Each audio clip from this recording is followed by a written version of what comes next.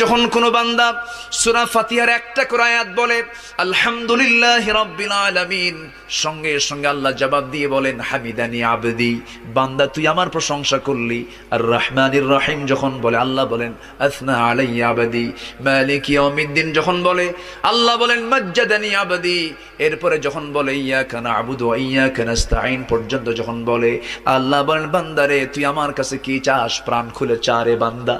ইহদিনাস সিরাতাল মুস্তাকিম থেকে শুরু করে নিয়া ওয়ালাদ-দাল্লিন পর্যন্ত যখন বান্দা বলে তখন আল্লাহ বলেন বান্দা নামাজের মধ্যে এমন প্রেমের খেলা খেললি বান্দা, তুই যা চাইলি সব আমি আল্লাহ কবুল করলাম। ওই বান্দা যখন রুকুতে যায় আল্লাহ তখন অস্থির হন। ওই বান্দা যখন সিজদায় যাওয়ার জন্য প্রস্তুতি নাই, সমস্ত ফেরেশতাকে ডাক দিয়ে বলেন ও ফেরেশতারা, এই বান্দাগুলো আমাকে দেখলো না, রাসূলকে দেখলো না, কোরআনকে দেখে হাদিসকে বিশ্বাস করে আমাকে খুশি করার জন্য তার সবচেয়ে সম্মানজনক